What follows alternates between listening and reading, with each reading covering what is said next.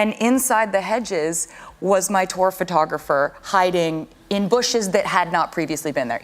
He went all out, 10 out of 10. Meanwhile, behind his house, he was having the whole back garden turned into this. That is amazing. Taking it, yeah, it's really fun that we actually have the exact moment. Yeah.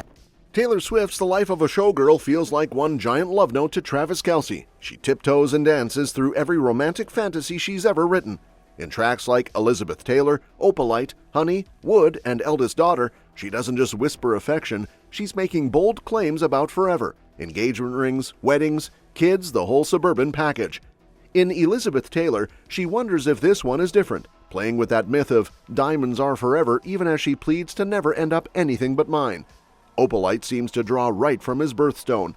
She sings about how having him changed the way she sees light and darkness, how his presence turned the skies opal. And so Opalite is a song about kind of forgiving yourself for having gone through something that didn't pan out the way you wanted it to. I'm just happy that that song exists, and also that chorus I'm really just stoked about how absolutely infectious. It's giving yourself permission to not have it all figured out, or not marry the first person you ever dated. Not in that situation. When you don't know, you know. In Honey, she flips the words people once threw at her, sweetheart, baby, into something that feels real because he means them. She makes domestic magic, floating lines about playing house and contemplating forever nights together. Interestingly, the album was already locked before he popped the question. She told us she wrote it during the Eras Tour, so all this anticipation, all this inevitability, it feels like she already knew. In Eldest Daughter, she confronts why she's always been the safe one, the one who pleases others, promising loyalty and attacking her own reservations. She sings about making mistakes in love, but past that, she's solid. I'm never gonna leave you. And even admits that when she earlier claimed she didn't believe in marriage, that was just fear talking. I had been the type of person who would have obsessed over the idea of a wedding my whole life, but I actually never thought about what I would ever do or what I would want until I met the person. So I haven't actually even thought about that. But Wood might take the crown for steamy romance. She confesses she used to be superstitious, but with him, the magic's broken the curse. We make our own luck, she hums. She doesn't need to knock on wood anymore. Her certainty is her own proof. The references to their bedroom life, love was the key that opened my thighs, land without hesitation, and she teases the future by singing she doesn't need to catch the bouquet because she already knows a hard rock is coming her way. And Wishlist is the quietest bomb. She whispers the thing she's always dared to want. Not mansions, not fame, not fame's echo, just a life with him. A couple kids, driveway with a basketball hoop, tell the world to leave us the F alone, and they do. It's domestic, it's intimate, it's her poetry dressed in pop. Wishlist. It's a song that was actually the last song that we made for the album. And it was the song where after we finished it, I was like, and then in the chorus, it talks about what mine would be. And it's a really dreamy song. It's a really romantic song. In Showgirl, Taylor didn't just fall in love, she built a world around it. This is not fantasy, it's home. And she made it abundantly clear she's got her eyes locked on the here and now. She wants to ride the wave of the Life of a Showgirl rollout before letting wedding planning steal her spotlight. During a recent Graham Norton show appearance, filmed just before the album dropped, she opened up about her whirlwind engagement to Travis, saying he really crushed it in surprising me. While we were talking on his podcast, he had a complete garden built out the back of his house to propose in. He went all out, 10 out of 10.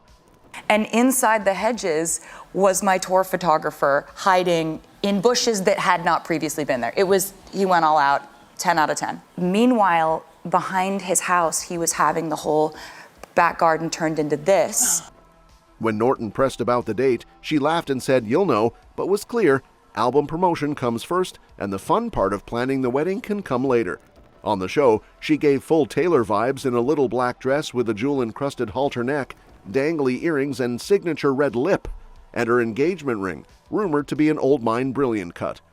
This wasn't her first time on the BBC chat show stage, though. She previously appeared during the Midnights era and even revealed she auditioned with Eddie Redmayne for Les Miserables. This time, she shared the couch with Cillian Murphy, Greta Lee, Jodie Turner-Smith, Domhnall Gleeson, and Louis Capaldi. Swift also confirmed that she recorded Showgirl while on the European leg of the Eras Tour, reuniting with hitmakers Max Martin and Shellback. The album has 12 songs with just one collaboration, Sabrina Carpenter joining her on the title track. This is her first album since making that engagement official last August in what became an iconic post. Your English teacher and your gym teacher are getting married. And now she's letting the music shine first and locking in those wedding vibes for later. But before all of this went down, Taylor and Travis kicked back and celebrated previous Sunday night at his swanky Kansas City restaurant, just hours after the Chiefs crushed the Baltimore Ravens 37-20 at Arrowhead. That win was a big deal for Kelce and the team, helping them bounce back after a rough start to the season, and what better way to mark it than at the fancy spot Kelce co-owns with teammate Patrick Mahomes. The night was probably a much-needed chill session for the power couple before a crazy busy week ahead. Swift was gearing up for a press tour to promote her super-hyped album. Meanwhile, Kelce is about to hit his 36th birthday on Sunday and has a Monday night football game lined up against the Jacksonville Jaguars. They shared a cute Instagram pic from the restaurant with a guest, and Kelce was rocking the same outfit he'd worn to the game earlier that day. Swift had sneaked into Arrowhead without anyone noticing. Classic Taylor move. This night out was just part of her recent whirlwind. She flew back to Kansas City after attending Selena Gomez's wedding in California the day before. Soon after, she was set to jet to London for a bunch of promo appearances for the album, which she first teased on Kelce's New Heights podcast back in August.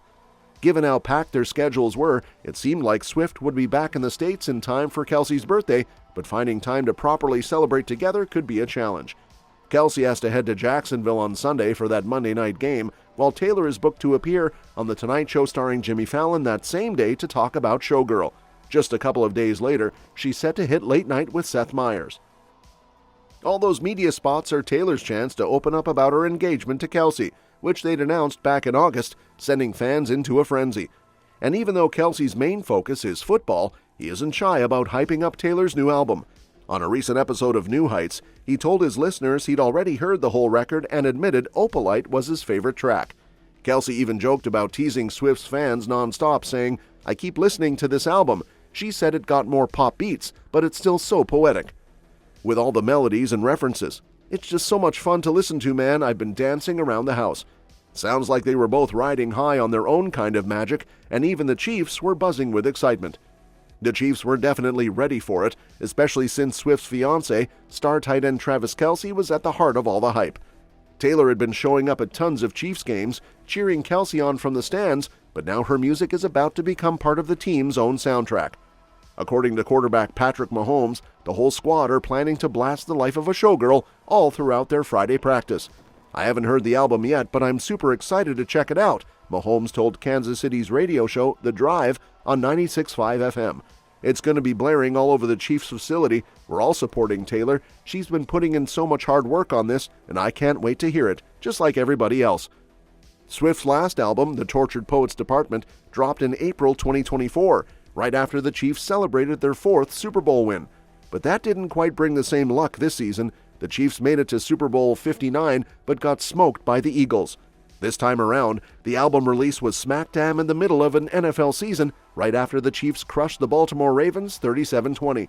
After a shaky 1-2 start, Kansas City is riding high with that big win. Next up, the Chiefs are set to head down to Florida for a showdown with the Jacksonville Jaguars on Sunday. And with Taylor's new album blasting in the background, the team is ready to keep that momentum going. Speaking of which, Taylor made sure her album release isn't just about the music, it is a whole treasure hunt of Easter eggs waiting to be cracked. Her 12th studio album dropped at midnight, and fans have plenty to dig into, from subtle nods to her fiancé Travis to cheeky shoutouts to his New Heights podcast. Take the track Wood, for example. Taylor sings about making their own luck and even drops a sly line about new heights of manhood, which was a wink to Travis's podcast. And it wasn't just her, Travis was playing along too. Back in July, he posted a bunch of pics with Taylor on Instagram with the caption, "Had some adventures this offseason, kept it 100, quietly referencing the album and their story. The album kicks off with The Fate of Ophelia, a deep nod to Shakespeare's tragic character, Ophelia. Taylor's lyrics talk about nearly drowning in melancholy, except Travis came in and dug her out of the grave, saving her heart and basically lighting up her sky. Fans caught on that this was a nod to Travis calling her out on his podcast about not meeting him at her Eras Tour concert, the moment their romance really sparked. Before Travis, Taylor was fresh off a breakup with Maddie Healy and was all about being independent. But after he showed up at her Kansas City concert in July 2024, everything changed. And Travis wasn't shy about teasing this either. His July Instagram post was basically a secret handshake with the lyrics about saving her from the fate of Ophelia and keeping it 100. Then there's Elizabeth Taylor, a glamorous shout-out to the legendary actress and fellow showgirl. Taylor name-drops Elizabeth's favorite spots like Paris's Plaza Athénée and LA's Musso and Frank's, and draws parallels between their lives, fame, love, and all the messy glam that comes with it. But as she reminds us, it's not always as shiny as it seems. Opalite is another upbeat track where Taylor gets a bit dreamy about her love story with Travis. The skies are calm now, no more lightning storms in her relationships, just a smooth opalite glow. Travis even revealed this was his favorite song on the album. On Father Figure, Taylor gives a nod to the late George Michael, thanks to an interpolation of his 1987 hit. George's team even gave her a shout-out on Instagram, calling it a special moment. Halfway through the album, Eldest Daughter hits like a punch to the heart. Taylor reflects on growing up the oldest sibling, always trying to be loyal and dependable. She promises to never let anyone down or break a vow, even when surrounded by traitors and smooth operators. Then comes Ruin the Friendship, a nostalgic track about that almost romance that never quite took off. Taylor reminisces about high school prom and the bittersweet regret of not taking a chance, wondering if maybe she should have kissed him anyway. Actually Romantic flips the script, serving up a witty clapback to someone who spent way too much time obsessing over Taylor, maybe a jab at a fellow pop star. The lyrics hint at someone who wrote a song about her and admitted it made them sick to see her face, but Taylor calls it actually sweet, owning the drama with her signature sass. On Wishlist, Taylor gets real about her biggest hopes, building a life and starting a family with Travis. She imagines a future with kids and a quiet block full of love. Wood revisits the idea of luck and superstition, with Taylor confidently saying she doesn't need to knock on wood anymore because she knows Travis is the real deal. She even hints at wedding vibes, singing about not needing to catch the bouquet to know a hard rock is coming, which, spoiler alert, they announced their engagement in August 2025. Cancelled sees Taylor stepping in for friends who have been through the ringer, those who have been cancelled but still rocking it, wrapped up in Gucci and scandal. It's like a squad anthem for the misunderstood. Honey is exactly as sweet as it sounds. Taylor talks about how Travis has changed her view of words like honey and sweetheart, making them warm and genuine instead of just empty nicknames. Finally, the title track The Life of a Showgirl features Sabrina Carpenter and pulls back the curtain on the glamorous but tough life of a showgirl. It's a bittersweet reminder that fame comes with a price, but through it all, they take their final bow with love and gratitude. All in all, The Life of a Showgirl isn't just an album, it's a deep dive into Taylor's world, her love story, her critics, and the highs and lows of being a superstar. And for those paying attention, the Easter eggs made it all the more fun to unpack. That's all for this video, folks. We'll see you next time.